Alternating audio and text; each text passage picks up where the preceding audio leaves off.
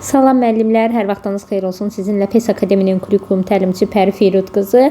Müəllimlər, bu günlərim, yəni 3 iyun tarixində ARTI tərəfindən müəllimlərə, sertifikasiya müəllimlərinə sınaq imtahanı təşkil olunmuşdu. Hansı ki, bu günlərim sizinlə musiqi ixtisası üzrə sualların izahına baxacağıq. Gəlin birinci sualımızla başlayaq, amma daha öncədən kanala abunə olmağı unutmursunuz. Həmkarlarınızdan sertifikasiyaya hazırlaşan müəllimlər varsa, bu videonu onlara göndərməyiniz müəllimlər üçün faydalı olacaqdır. Birinci sualda nə deyir? Şagirdlərə tapşırılır ki, müəyyən musiqi əsərinə uyğun rəsm kompozisiyası hazırlasınlar. Bu fəaliyyət inteqrasiyanın hansı növünə aiddir? Musiqi dərsində ixtisas olaraq musiqi fənninə aiddir müəllimlər. Musiqi əsərinə uyğun rəsm kompozisiyası hazırlayacaqlar.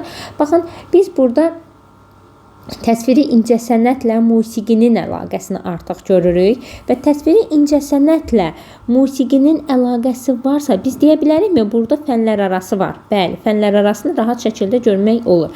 Fənüstü inteqrasiya varmı müəllimlər? Yoxdur. Fənüstü inteqrasiya, yəni şagird həyatda hər hansı bir problemi həll etmir. Fən üstü inteqrasiya yoxdur, fənlər arası var. Fən daxili də müəllimlər şaquli üfüqi olaraq iki yerə bölünür. Yenə də fən daxili inteqrasiya da burada yoxdur. Bu sualda yalnız fənlər arası inteqrasiyadan istifadə olunmuşdur. Keçid edək növbəti sualımıza.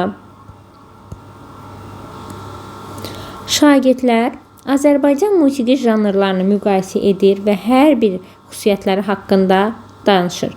Tapşırıq, bulunan idrak taksonomiyasının hansı mərhələsinin inkişafına xidmət edir? Baxın müəllimlər, bizə bu hissədə deyir, müqayisə aparılır. Müqayisəni biz anlamaq və təhlil mərhələsində bilirik ki, var.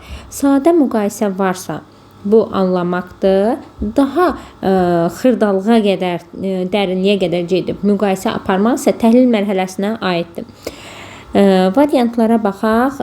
Bizdən tətbiq, dəyərləndirmək, anlamaq, daha sonra nə verir? Təhlil yaratmaq.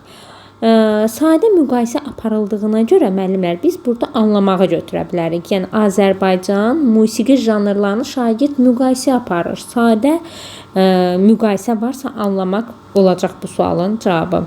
C variantı. Növbəti suala keçid edək.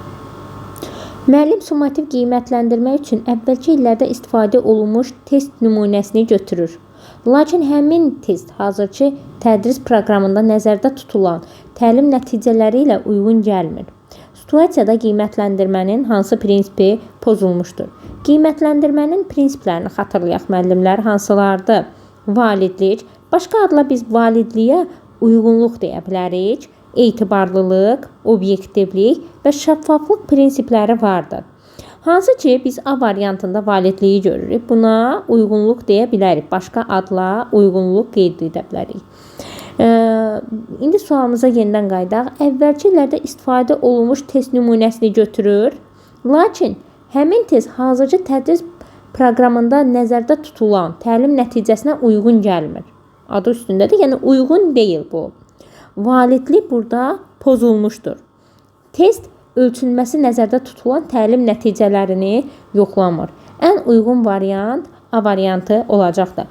B-də deyir etibarlılıq pozulub, obyektivlik pozulub, humanistlik, şəffaflıq pozulub. Xeyr, müəllimlər, burada pozulan uyğunluqdur.